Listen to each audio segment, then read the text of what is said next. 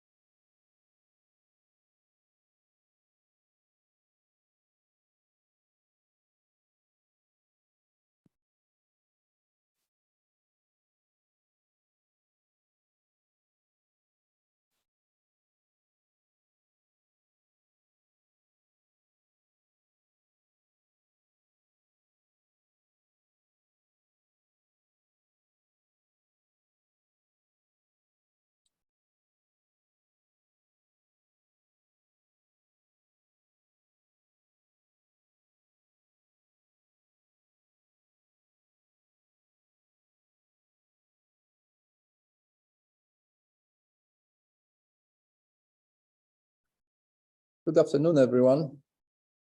Hello.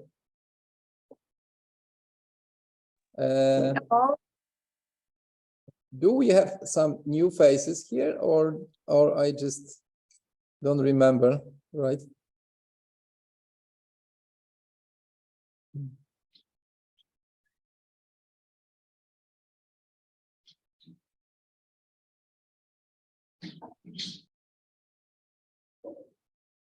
Oh.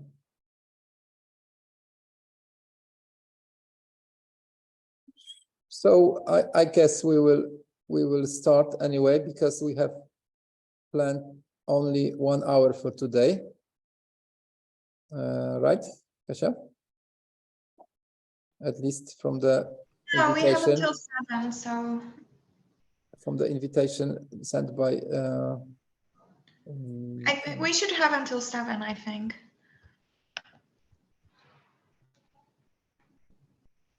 The invitation was for 1 hour, so I'm just curious if that's Anyway, let's start.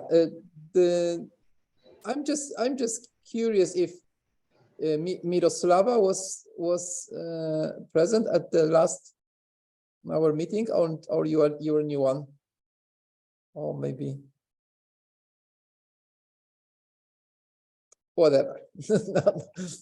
No problem. As you remember, we were going through the last time we were going through different kind of business entities that could be formed in Poland. So the agenda for today is like finishing the remaining most important business entities. Then talk about some tax rates and tax brackets for different type of entities. Then we'll come back to this ryczałtowa stawka podatkowa, which means the lump sum for different kind of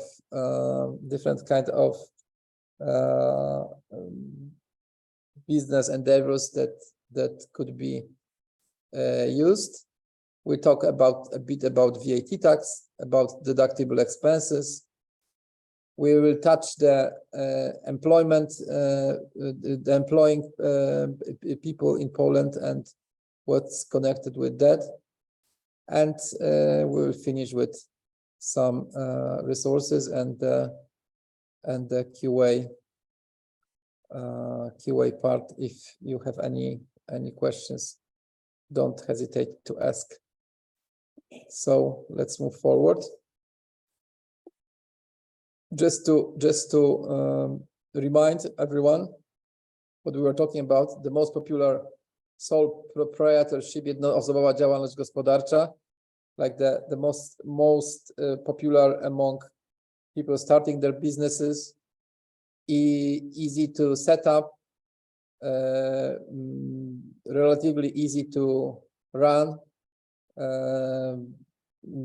and pay taxes and doing everything. What's important, the owner, the person that runs the company, it's answers with all his personal wealth for anything that the sole proprietorship, jednoosobowa działalność gospodarcza does. So that's what's the most important thing. Easy to set up, but complete liability of the person that's running the business, and it's connected with the personal taxes. It could be done the same way as personal taxes. Then we have the partnerships, meaning different kind of partnerships we are going through. Spółka jawna, spółka partnerska, spółka komandytowa. In partnerships, in most of the partnerships, it's the same as sole proprietorship, but you need to have the agreement between partners regarding how will they share the expenses and the profits from the company. Then we are talking about limited liability company, which is quite popular, but has some advantages and disadvantages. So, and we stopped there, as I remember. And we will just, for the sake of complete information, cover the remaining two important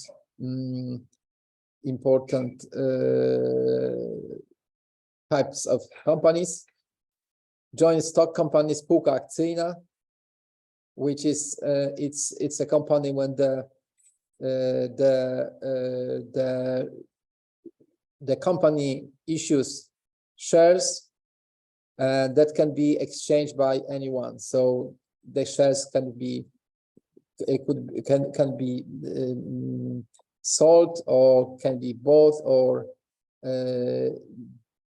the main reason for this kind of company is to have fluid shareholding and have many shareholders that could own the part of the business. So by definition it's usually used by big companies that wants to have big owners, and with having the shares of the company come different kind of rights and obligations. So it's quite complicated, and actually to be a spółka akcyjna, it requires like the professional help of lawyer to set up the company, to run the company, and so on. The important thing is the joint stock company, spółka akcyjna, can enter the stock market, can do IPO, and can be listed on a stock exchange. So usually when there is like the small startup and grows really quickly, at some point wants to do an IPO, then they change the form of business to spółka akcyjna, and yeah, that's the main reason to do this kind of company. Just for the sake of being complete, what's needed to register the joint stock company. So the minimum share capital is 100,000 Polish zloty. You need to draft the article of association, which the articles of association in the form of notarial deed. In the articles of association, actually, basically, they say everything, how the company should be run, how is the management going to work, and so on, so on.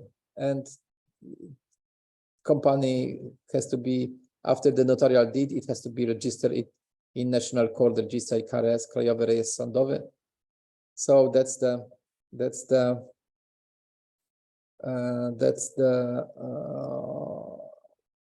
all that we need to know actually at the moment about the joint stock company, I guess.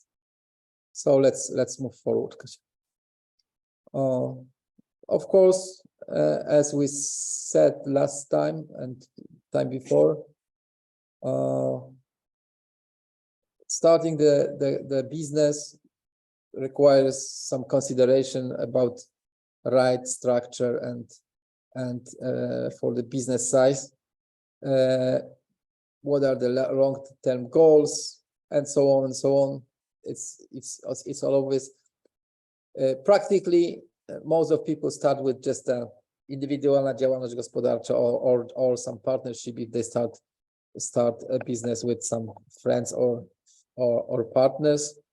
Sometimes when you're like a bit more experienced, people make a new business endeavor, and start with limited liability company. But those two are like the most important, and that's something that it's worth knowing and considering when starting a business. So of course, always it's good to consult something with the legal or financial advisors, but there's a lot of information on web, on internet, and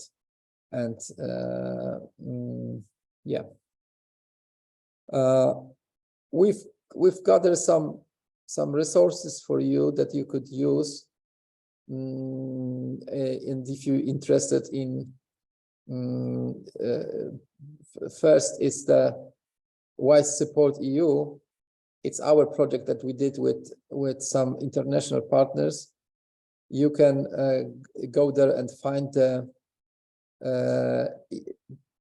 free resources about e-commerce and marketing, digital marketing mostly, and e-commerce. So that's something that's worth checking. It's in English and in Polish and some other languages. There are also some other links that we're talking about. How to suspend a business. It's in Polish, but there were questions about the suspending a business. Also, the Polish Agency for Enterprise Development. That's worth checking out. Of course, all the governmental websites are something that's also good for checking.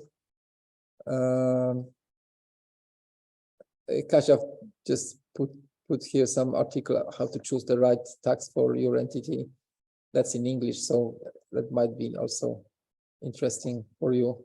Anyway, that's something that you could just that we would recommend for you to check out, but depending on your needs or whatever you're interested in. So coming back to taxes, in Poland, like the basic taxes are those three: corporate income tax for the corporations. It's the tax rate about 19% tax rate. For some taxpayers meeting certain criteria, it might be reduced, but the basic rate for corporate income tax, it's 19%. Then we have the personal income tax, which is important regarding the business, because you could tax your business as like the personal income tax if you don't go for the lump sum or the flat rate. So you just use this personal income tax PIT. So it's at the moment it's the 12% on income up to 120,000 Polish zloty, and then for anything exceeding this threshold of 120,000 Polish zloty, the tax is 32% of the income. Then we have the value-added tax. If you're selling anything, if you're cooperating with somebody, you issue an invoice. If you are a VAT taxpayer, you need to add the VAT tax. We were talking about it last time also. So the basic rate VAT tax is 22%, 23%, and in some cases it's reduced. There's reduced rates for certain books, medication, and so on and so on. It's sometimes important because if you're dealing with something that's similar or close to those goods or services that have reduced rates, depending on how you name something, you might pay lower or higher tax rate, VAT tax rate. But it's not something that we should discuss here. Yeah, here we have a slide that's I just need to that summarizes many interesting things about all the form of businesses that we were talking about, and you have here the summary of all those forms of business, starting with a sole entrepreneur 2032, or the flat rate, or lump sum. We will talk about lump sum tax. Then simple joint stock company, joint stock company, limited liability company, 5,000, joint stock partnership, 50,000, and so on and so on. So I guess you will have access to those presentations, so you can always come back to them. Then let's talk a bit about the lump sum, the reach out. We were discussing it last time. So a few examples of those lump sum rates. So as you see, we might just go quickly through them. So it's 70% for freelancers, like translators, attorneys, notaries, legal advisors, and so on, so on. So you can see that the 70% lump sum in some cases might be attractive, in some maybe not, because as you know, the basic rate it's 12%, so it's higher. But if you exceed the threshold of 120,000 of income, then it might be interesting. Then we have management services. So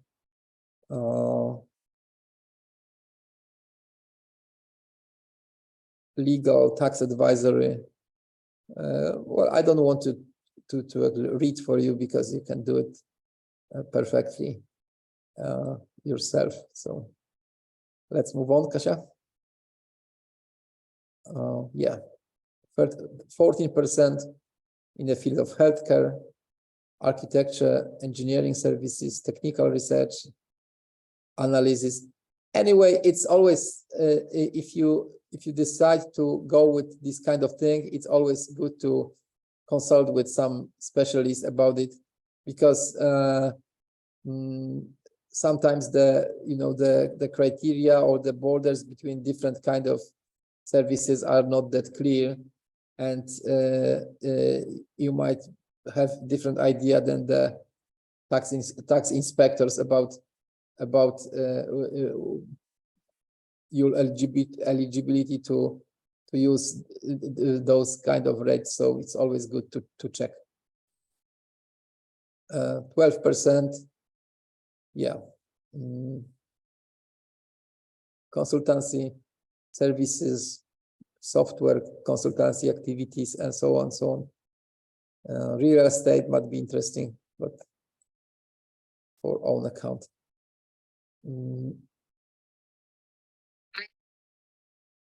Yes, somebody wanted to say something, so yes.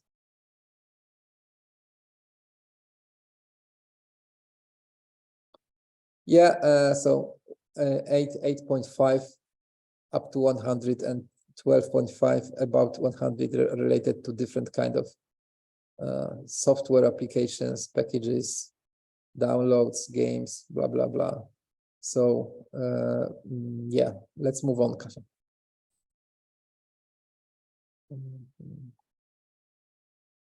8.5 for some educational services. That might be interesting for some of you. Firefighting, not so much, I guess. Yeah. Libraries, museums, archives, other cultural services. So anyway, let's move on, Kasia, because that's just like a basic information about different kinds. As you see, that might be interesting. Catering activity. Just one slide earlier, Kasia. One more, yeah. Because as you remember, lump sum tax it's calculated from the income you get. So you don't have you don't count your expenses whatever your income is, you have these lump sum. So in case of like catering, it concerns the food, but not the sale of beverages with alcohol content. So it's important to of course, there's always a field of like the uncertainty and how to, you know, the client and the service provider actually qualified some things, but it's worth remembering that this lump sum, it's not like it seems to be easy, but not always as easy as it seems, because you have to be careful how you calculate those rates. So yeah.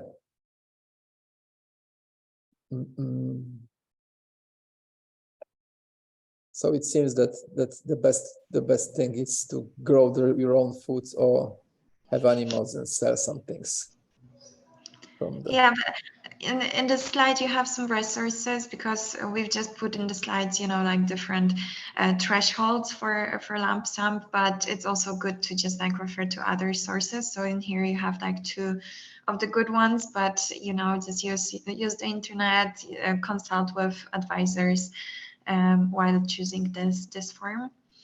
Yeah. Let's move on. Yeah. As you remember, we were also talking about the value-added tax. If you want to register or not as a VAT tax payer. So anyway, if your turnover exceeds 200,000 Polish zloty, you have to be registered as a VAT payer.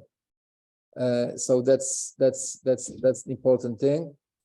Below that, you may choose or not. In some cases, it's good to be a VAT taxpayer, because when you're dealing with other VAT companies and they pay you their costs, what they pay you is their costs. So if they pay you with VAT, they can get back some VAT from their income. So sometimes it's some companies want to cooperate with other entities that are VAT payers. If you're dealing with like the B2C mostly customer,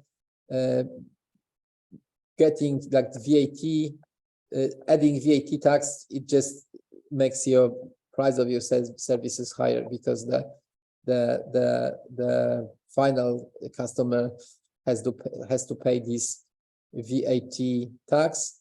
And depending on if you have some cost with VAT, then you can, like, you know, recover some of the VAT tax paid or not. So it all depends.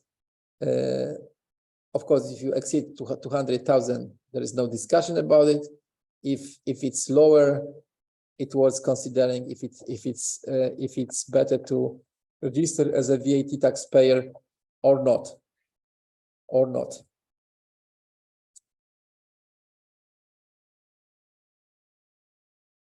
So the standard rate of VAT in Poland is 23%.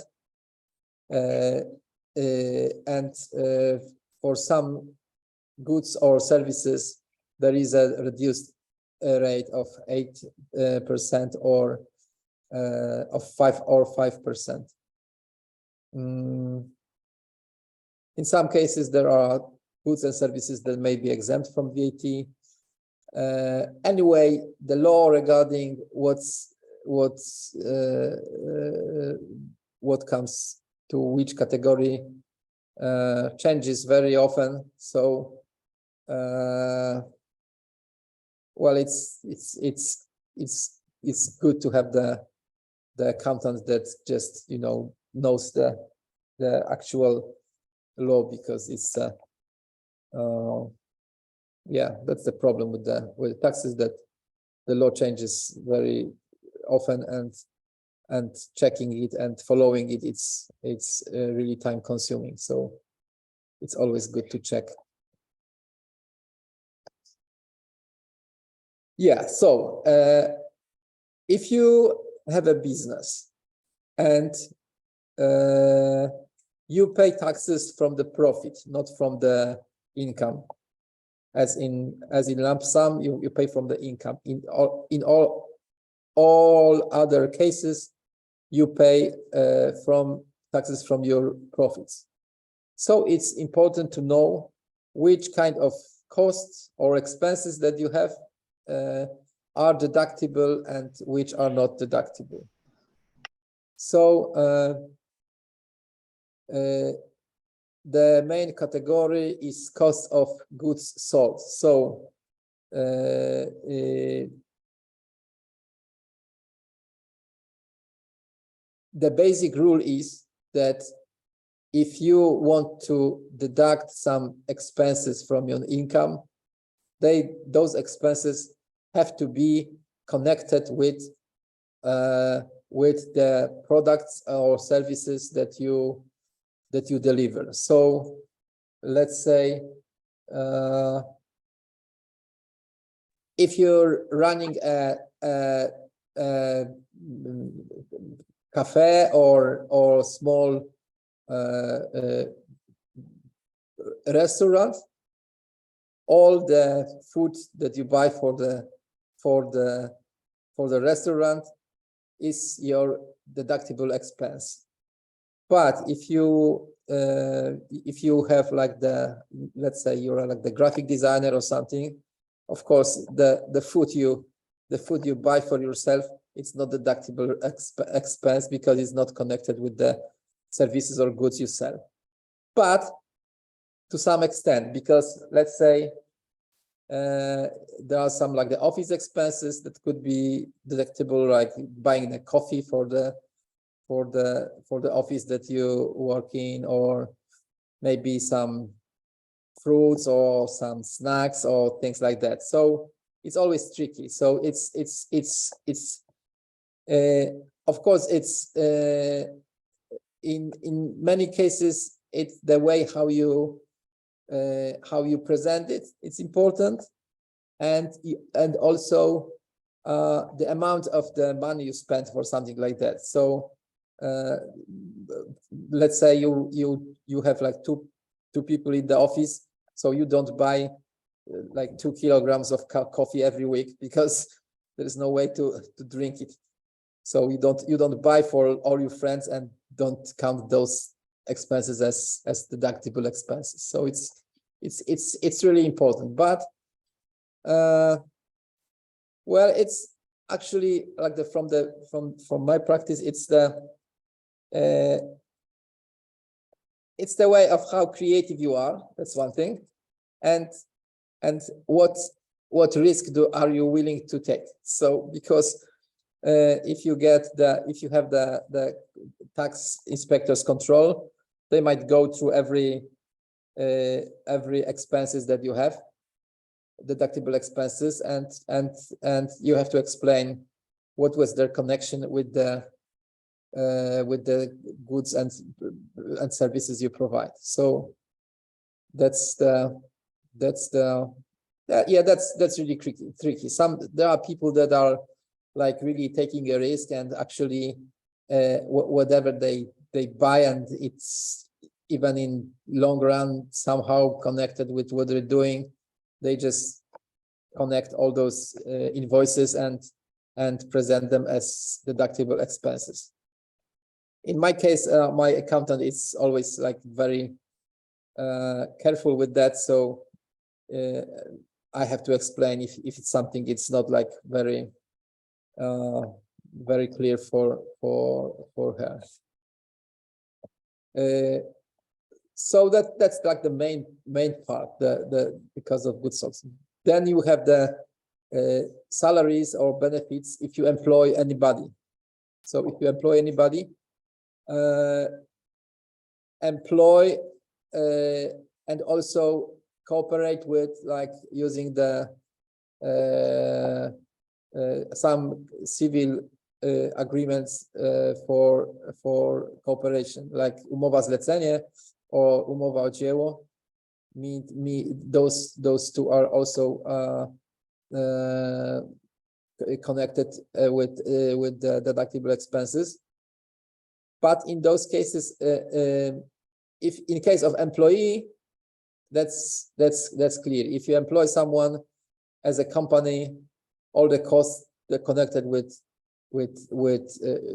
wages, bonuses, benefits paid to employees are generally deductible expenses. If you cooperate with someone and using the umowa zlecenie or umowa o dzieło, it's the same as with the other expenses. It has to be connected with the goods or services that you're providing. So you cannot count as a deductible expense. I don't know. Let's say somebody's coming to paint your room, unless it's an office you're working in. So if it's office you're working in, that's okay. If it's painting your personal flat, it's not a deductible expense. But that, even in this case, it's always tricky because you might work from home, but then you have declared that you're working from home and maybe pay some taxes if you're just using like part of your flat as your office. So that's another thing that has to be like consulted with the accountant. Can I consider payment to nanny as deductible expense? No. You cannot. You cannot, because it's not connected with the it's your personal expense, not the business expense.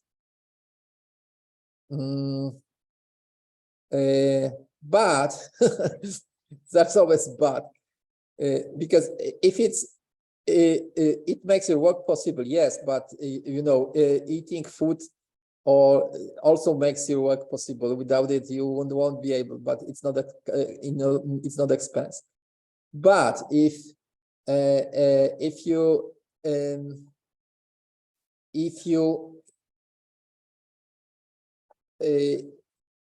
I'm not I don't want to anyway, it depends on what's written on the agreement you have with the nanny. If the nanny is doing something for your business, I don't know, it might be something that in some cases it could be considered as deductible expense. Of course, it cannot be like the taking care of the child, because that's not a deductible expense. But let's say in the free time, nanny is doing some office work or cleaning your office or things like that, then those expenses could be deductible. So as I said, it's a matter of risk tolerance and creativity to some extent. Rent and utilities are deductible expenses, of course, as I said, but that's office space and so on. And when you're having the and also it's important to electricity, water, heating can be deducted. Also, if you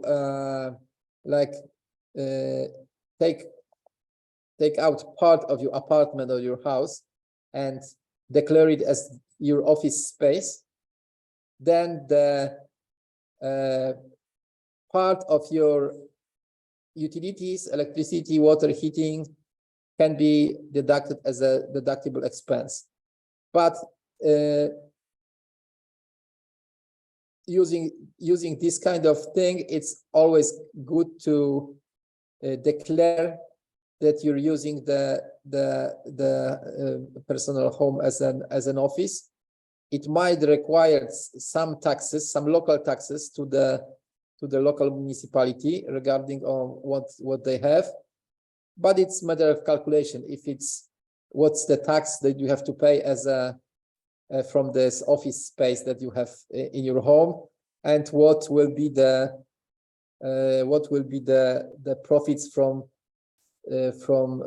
deducting expenses connected with the utilities. All things, office supplies, expenses of office supplies, telephone bills, internet services, and so on, so on. These also deductible expenses. Yeah, the people, you know, when the New Year starts, the New Year, educational New Year starts, people are just buying, you know, all the things for the children and putting it as an expense for the. Yeah, but it's possible and done very often. Yeah, let's move on, Kasia. Business travel. Yeah, business travel, all things connected with the business, but the general rules is the same. You have to prove that it's connected with the business. So if you're going for vacation, not so much. If you're going for a weekend trip to some, let's say Paris or somewhere, also not so much. But if you have like the clients there, or if you have, or the prospect clients, not actual clients, but if you have some business negotiations, then this kind of trip could be the deductible expense. It's actually this kind of thing. Of course, if you're going to, I don't know, to Ibiza for a week, unless you're just like the DJ making money from playing music or things like that, it's hard to prove that it's deductible expense. Of course, those expenses are like your personal expense, not like kids' tickets or husband's tickets, plane tickets. They won't be considered as deductible expense.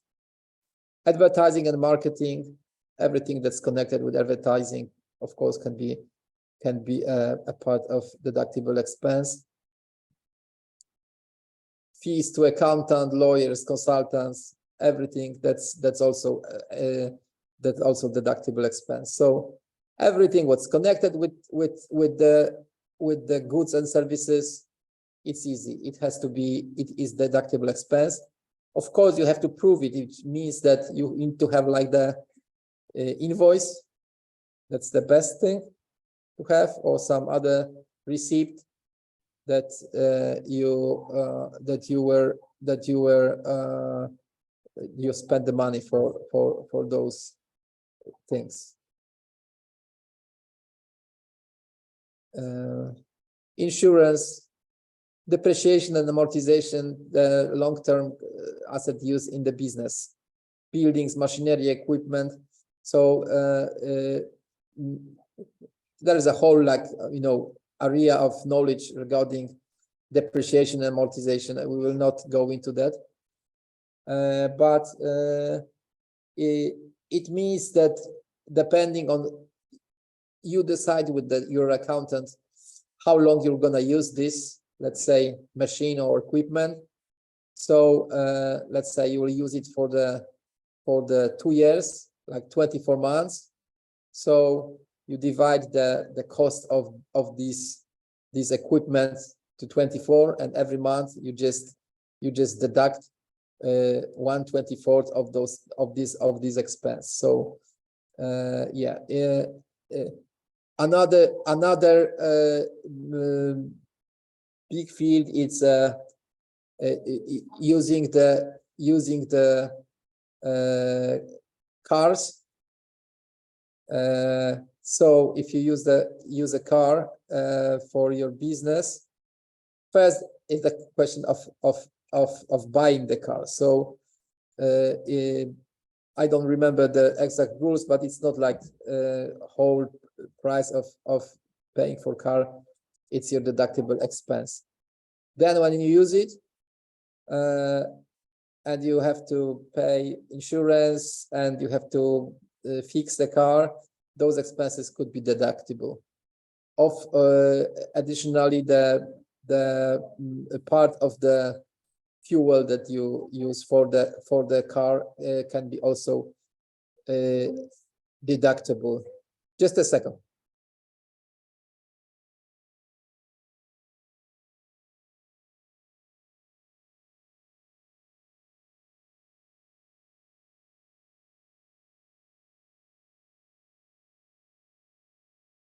So sorry for that. I had to react with my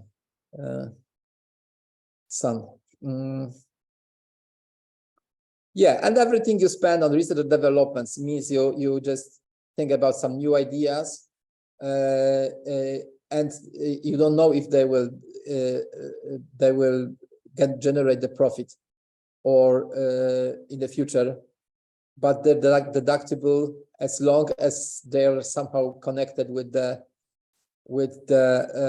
business you're doing. So you have to just make a reasonable argument that it's something that's gonna work, that you were supposed will work in the future. So when you're running a small cafe and want to grow and have a restaurant and spend some money on restaurant, but it doesn't work out, that's fine.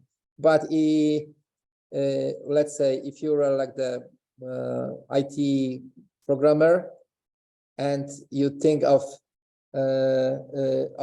setting up a cafe and start buying food, and then you say, oh, I thought I will start food business, but it didn't work out, it's not going to work. If you're like the programmer and you want to start a cafe, you should start it as a separate business. So I think that you just get the idea of how it is, how tricky it is. Yeah, basically. But if you're just counting all those things that are really connected with the business you're doing and the income you get from your business, there's no problem with that.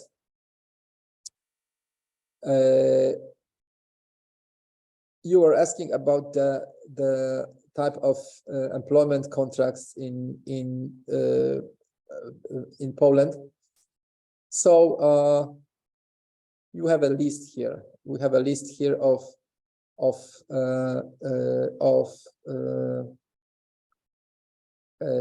the ways to employ people in your company, in your business. So we start with the most permanent way of working with others. I'm sorry.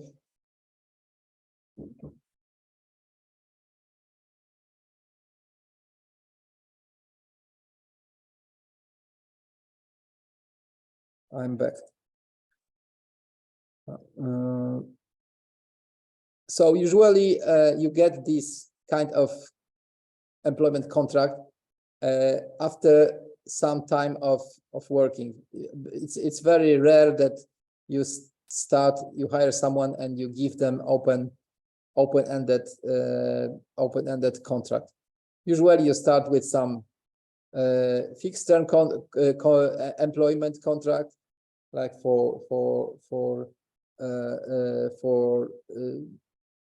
first there is for the beginner contract, then there is the fixed-term contract, employment contract, and then there is an open-end permanent employment contract. So the open-ended employment contract is the most common type in Poland.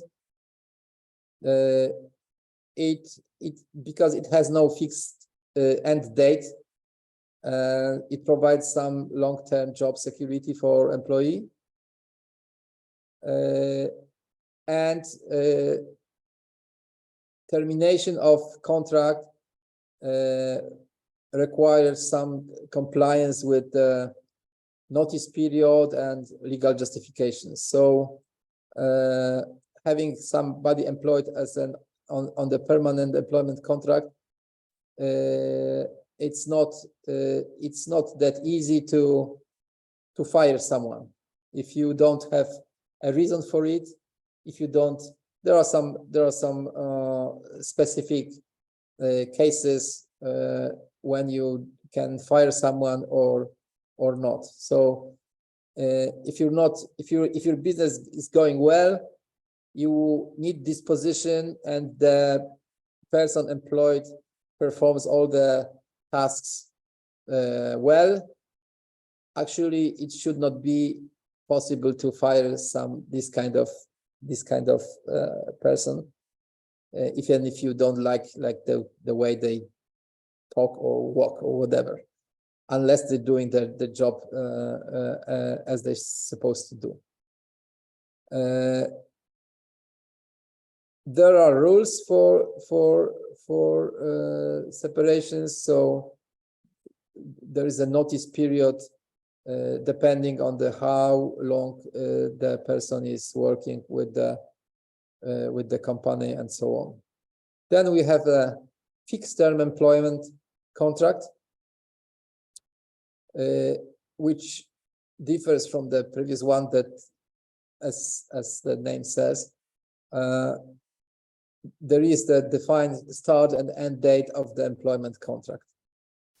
So after the term is done, it just ends automatically.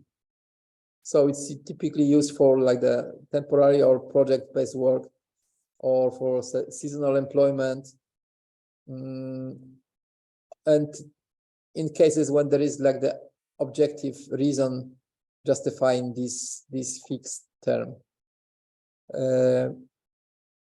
It's important that you cannot renew the fixed term and for infinite times, like 6 months and then 6 months and then 6 months, because after 1 or 2, even if you don't say it becomes a open permanent employment contract. So any like the HR person or accountant will tell you what's allowed by law regarding fixed term employment or not. Anyway, having like the one fixed term employment contract for doing something, or just hiring someone for 6 months or even 12 months, it's perfectly legal, simple, and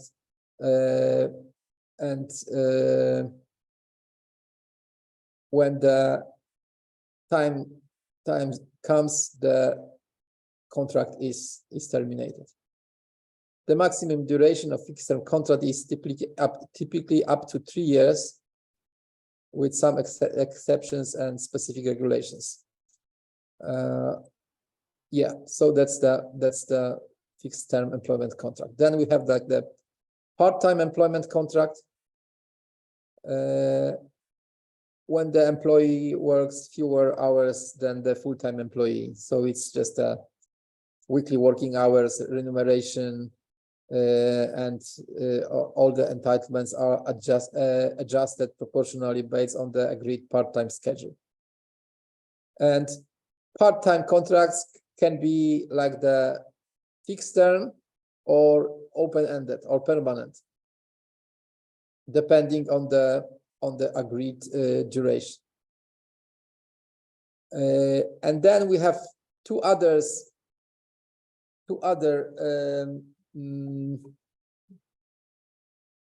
ways of employing. Actually, it's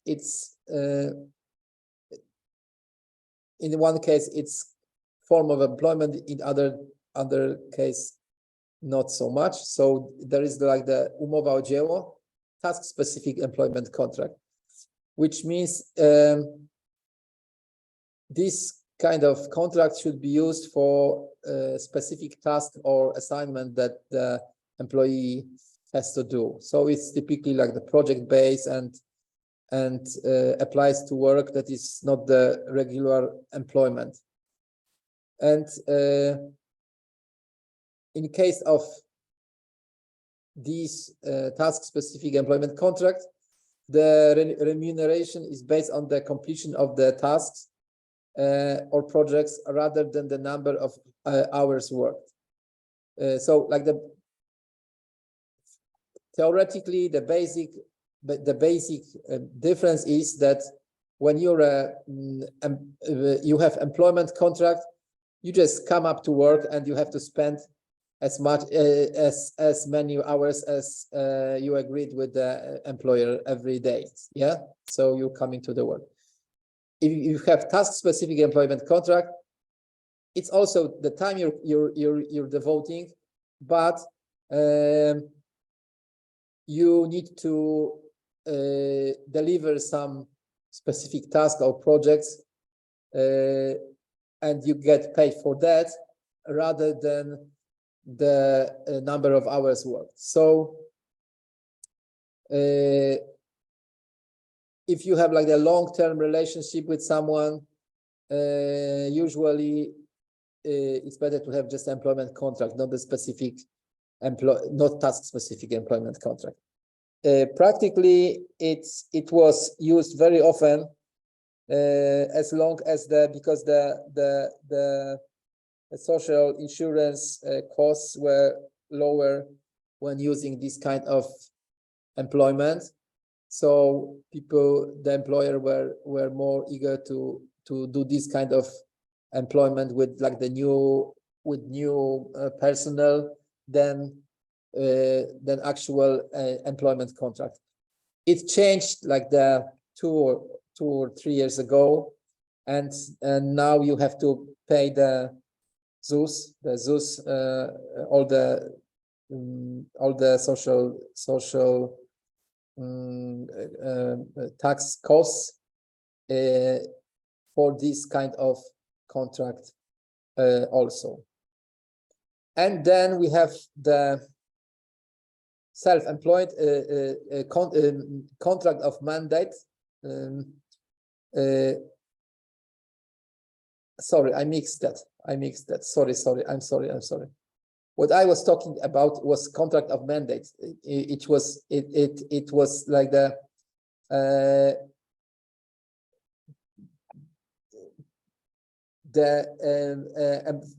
task-specific employment contract, umowa o dzieło,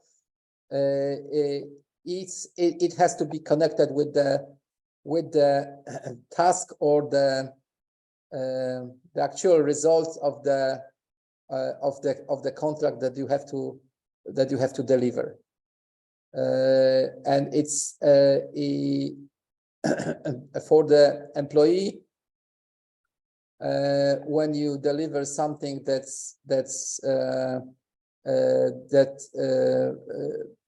for the employee, it generates bigger like personal costs of getting the specific things for your employer. Yes, Irena, please.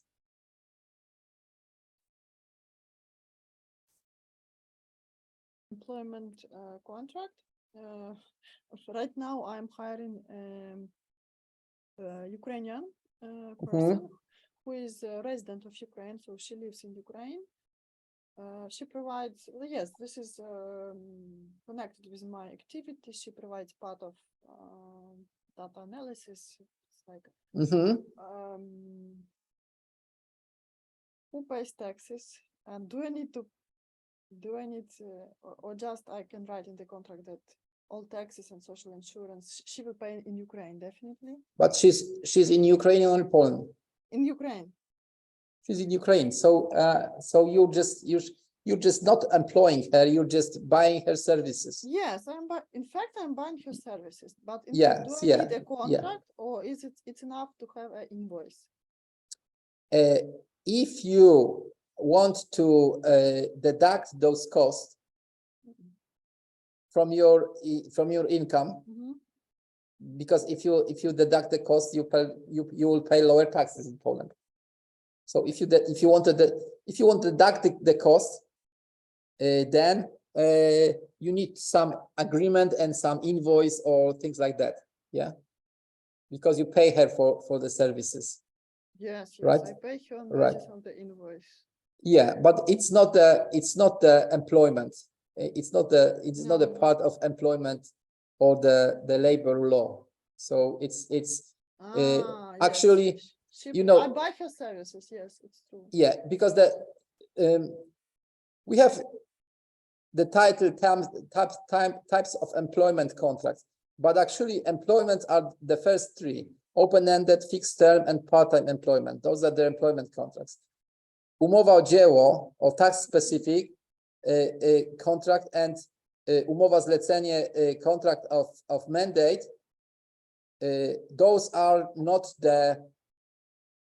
not governed by the labor law. They are just the civil law. Yeah, so that's the difference. When you have a task-specific contract with someone, I wouldn't call it employment. Task-specific contract. You just tell someone, you do something for me, and I will pay you for that. Yeah, Yes. that's after delivering the task, the person gives you the receipt. You agree that the work was done well, and then you pay for it, and there is a receipt with depending on the situation of someone delivering the service, you pay for it. So Then even contract is not necessary, right? Actually, it's not, but it's good to have contract, because then you know what you agreed on. You agreed on what has to be done and how much you will pay for it.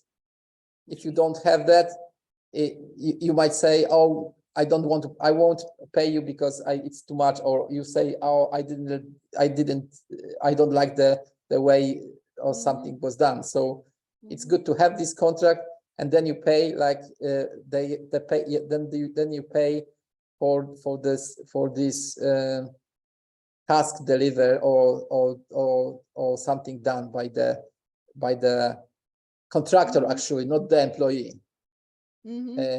And then is this contract of mandate, umowa zlecenie, when you perform. Actually, you might just define that like the umowa zlecenie or contract of mandate. It's for services that you do, not something that you can touch or show. Task-specific contract is for something that you can show, like say web design or some marketing design, or writing an article, or doing something that you could say, this is my job that I give you. And in contract of mandate, you just, let's say, come to work every day and do some services.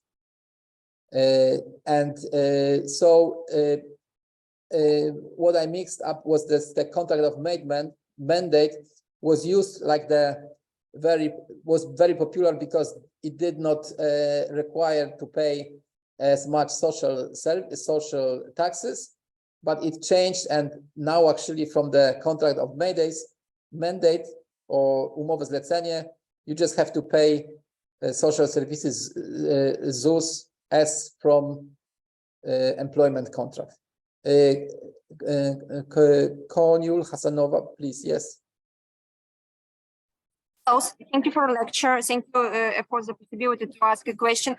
My first question is about the tax base. So you told us that reach out, there are no deductible expenses. And what about the first progressive rate? Do we have a possibility to deduct our expenses? Yes, on that yes, model?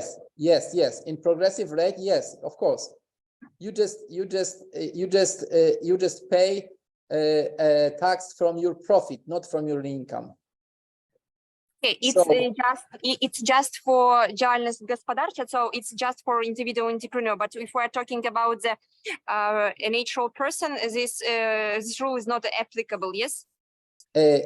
For indywidualna działalność gospodarcza, you Yes. have three possibilities of paying taxes. One is you pay like the every other person, which means you pay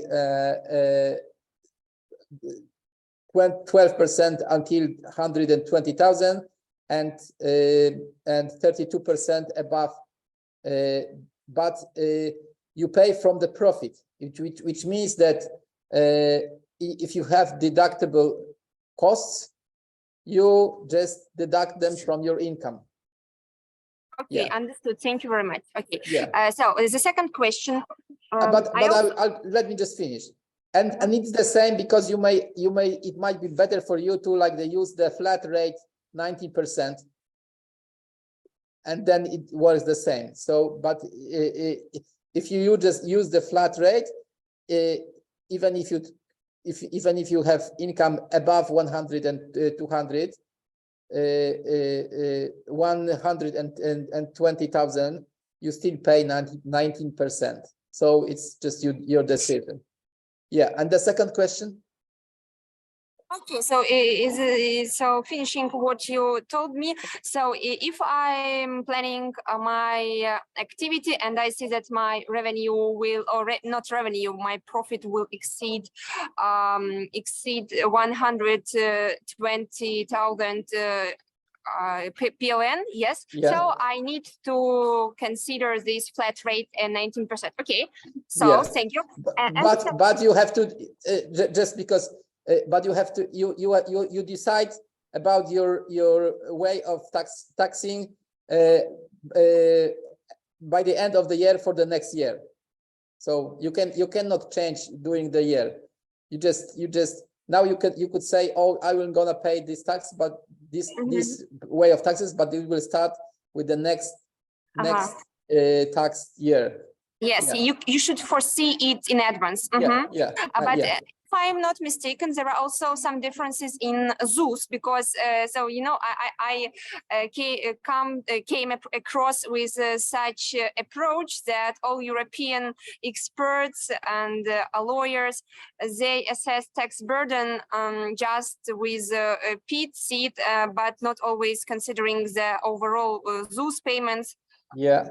To make a tax burden. So if we are talking about, if we are comparing these two models, progressive rate and the second flat rate, and take into consideration also this ZUS, so which one is more beneficial? They're not connected, actually.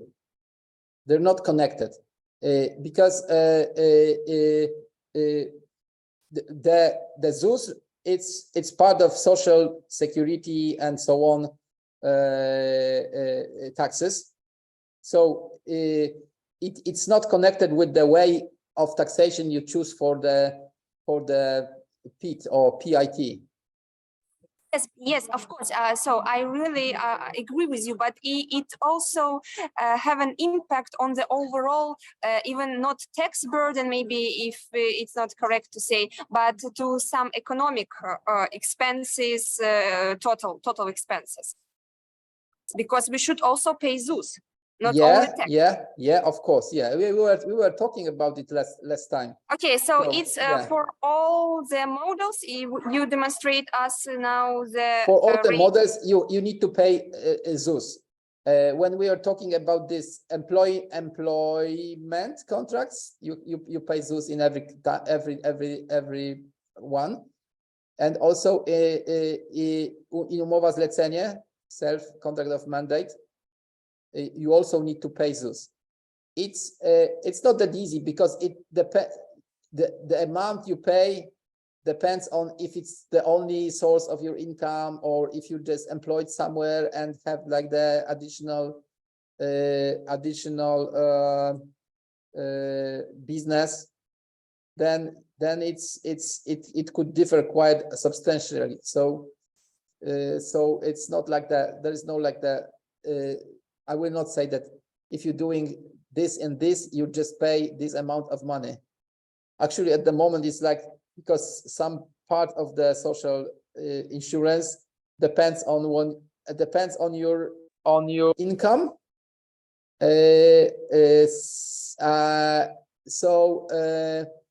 Like the składka zdrowotna, which the health insurance depends on how much you earn. So it could change like from month to month actually. So it's in my case, the accountant just tells me every month how much ZUS do I have to pay, but anyway you have to pay that. So I don't know if we'll go through that, because there's if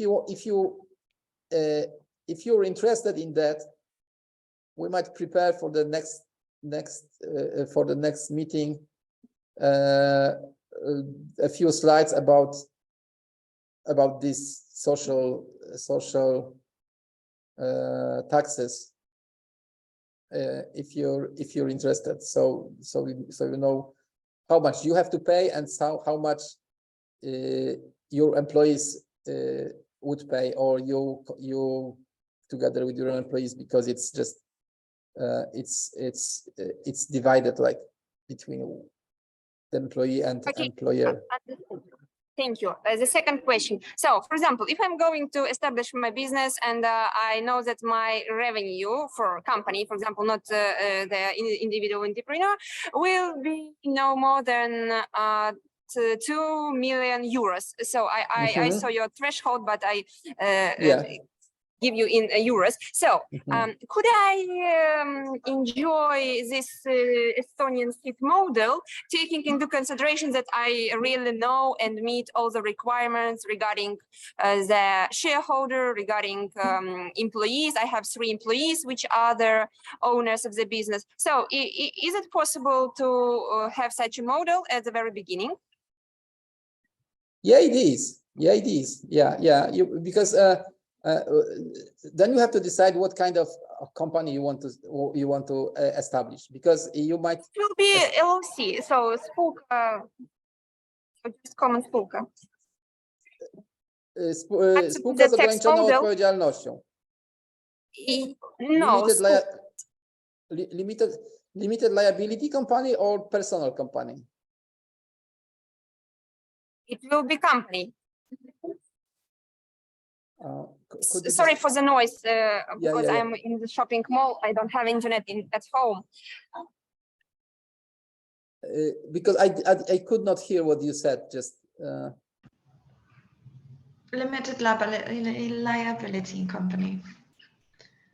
Yeah, in limited liability company, you set up the company and you don't have to be employed there, because in limited liability company, you are an owner of the company, and then you employed somebody, and if you employ somebody, you have to pay social security or social taxes for them.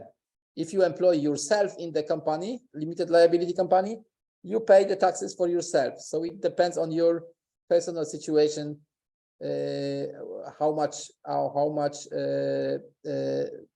social security taxes you will pay. So yes, yeah. I understood, but I'm asking about the model when I choose not 9% to pay on my profit earned as a company, but to use delivered tax distribution. So this Estonian seat model at the very beginning, if I'm just a startup. Is it possible, or it's useless and don't have sense? No, you cannot use the Estonian model in Poland, because in Poland you need to use Polish models. Okay, but I know that from the 2019, you have such a model, but I know that it's just developing. So I don't have any possibility to use it right now. I don't know about a specific model for there are some exceptions. We're just talking about the general rules, let's say, Understood. but there are some really important exemptions. For example, until you're 26 years old, you don't pay any taxes till until 86,000 of income, let's say. So if you employ someone, it depends on the personal situation of someone. There is like the reduced social security payments for starting a business. So it depends on different criteria. We might talk about it if you want. We might find the materials that talk about it, because there is not one rule regarding that, and it's also changing. So we might check for you how it looks like now, and what are the or what are ways of paying less the social security contributions. Yeah. You're sorry, didn't hear. It was a question to me. Yeah, I just said that we can prepare if it's interesting for everybody. We can prepare the few slides about these social contributions. Actually, we are going to talk about them today, but in general terms, not regarding the exemptions, but maybe we should concentrate on the exemptions, so you know what if you're eligible for like reduced rates. Okay, thank you. I see that we are out of time. That's why I don't have any other questions. Thank you. Yeah. Okay. So I guess we will continue with that next week. Next week we meet Wednesday and Thursday. One of these days we will. I'll just ask you now, because we cooperate with some Ukrainian woman. She's like the professional HR person and knows Polish law and knows she's living in Poland for like 8 years, and we might invite her to talk about these kind of things if you would be interested. That's one thing. And the second thing is then she might do it in Ukrainian if you would like to. Is it okay for you? I think it will be interesting because she knows the Polish law. She might share some personal experiences, and she's working with those kind of things connected with the social security and so on. So one of those days we will invite her to talk about it from the very practical point of view. Okay. We will tell you which of the days it will be. Okay. And another question we had, because we were thinking about inviting the Polish expert for a lecture about business plan. But the question is if you're okay with speaking Polish, because he said that he can just do it in Polish, not in English. So we're just considering if we should invite him or not, but it just depends if you know Polish good enough to be able to listen to a lecture in Polish. So topic of this lecture, could you repeat? Business plan. So like also financial aspects of business plan. If not, then we'll just do Not so some, much. like, I see. more So yeah, general. Yeah. So no. Good. Okay. Thank you. that's no problem. Yeah. Yeah. Okay, so I guess we'll finish for today because I'm and we'll see you in on Wednesday, right? Thank you very much. Thank you.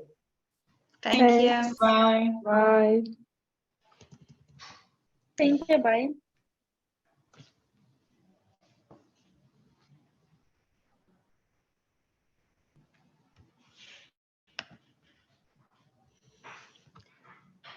Okay.